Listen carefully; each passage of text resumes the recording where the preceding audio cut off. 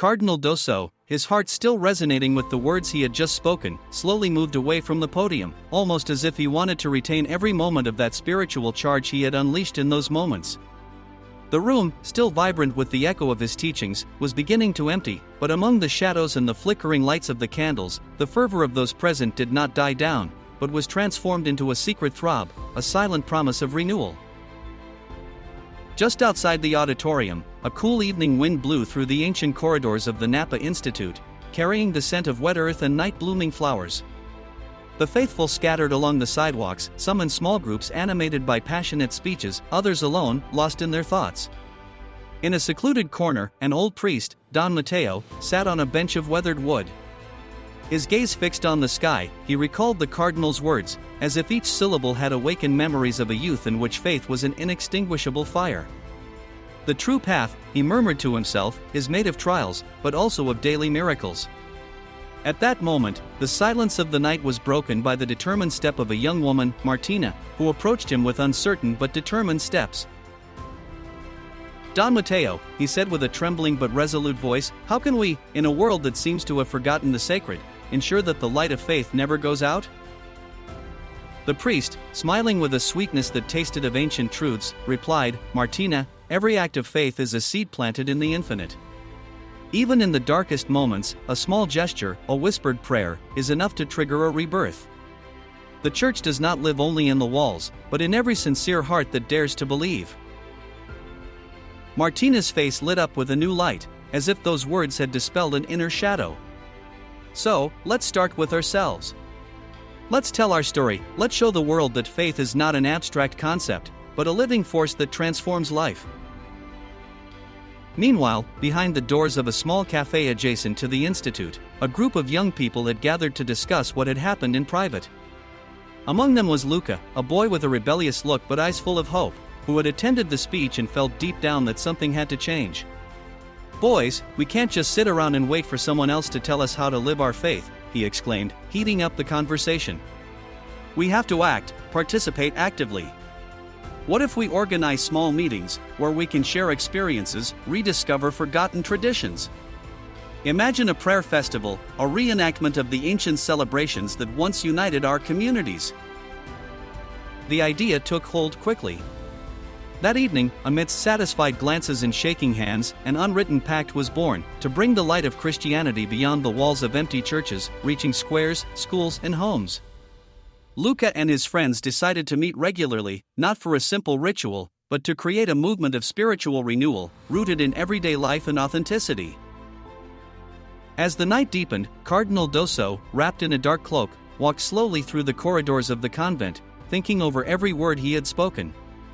Each step echoed like an ancient echo, recalling memories of times past, of martyrs and saints who had blazed the trail with sacrifice and love.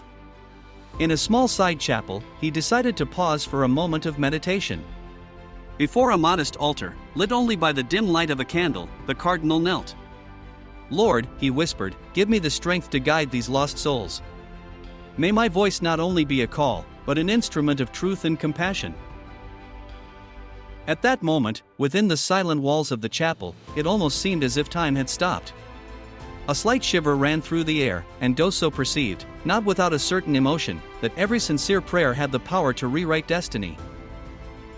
In the days that followed, the renewal movement spread like a gentle but inexorable wave. Local communities, inspired by the energy and determination of the young people, began to reorganize.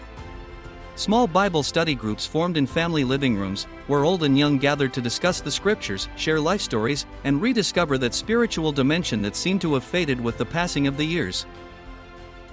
A tangible example of this awakening was that of the parish of San Lorenzo, once a beating heart of faith, now almost forgotten. The parish priest, Don Roberto, a middle-aged man with a kind smile, decided to implement some initiatives to bring vitality back to his community. He organized evenings of prayer outdoors, in the flowering gardens of the church, where nature became an accomplice to the rediscovery of the divine. He invited local artists to perform in performances that told the story of faith, mixing ancient Gregorian chants with modern sounds, thus creating a bridge between the past and the present. "Boys, faith is like a river," Don Roberto explained during one of these meetings, "that flows unstoppably and purifies everything it touches. Even if the world around us changes, its current remains immutable, capable of guiding us toward new hopes. Among the participants, Elisa stood out, a young mother with a determined look and a voice full of emotion. Raised in a deeply devout family, she had known the bitterness of loss and the strength of resilience. In a spontaneous interview with those present, she said, "It is not easy to pass on faith to your children in an era in which everything seems to be turning towards materialism. But if we can show our little ones that spirituality is also a way of living, of loving, then they will be able to recognize beauty in every daily gesture." Her words, sincere and full of humanity, found an echo in the hearts of many, becoming a symbol of that renewed faith in a better future. Meanwhile, Cardinal Dossou continued his journey, traveling between cities and villages to spread the message of hope and rebirth. Each stage of his itinerary was marked by intense encounters, where he often clashed with the reality of a faith that seemed to be wavering. In a small town in the south, for example, he was welcomed in an old town hall, transformed for the occasion into a place of prayer. There, among faces marked by fatigue and hopes that were never completely extinguished, the cardinal told stories of forgotten saints and daily miracles, tales that had the power to rekindle light even in the darkest hearts. Do not forget, he urged fervently, that even the smallest act of kindness can be a seed that blossoms into a miracle. Faith lives in every gesture of love, in every smile given without expecting anything in return. His presence was magnetic, capable of uniting people of all ages, backgrounds. From those experiences, innovative initiatives were born, groups of volunteers who committed themselves to taking care of the needy, interreligious dialogue workshops that sought to break down the barriers of prejudice, and even cultural projects that aimed to rediscover ancient traditions, reinterpreting them in a contemporary way.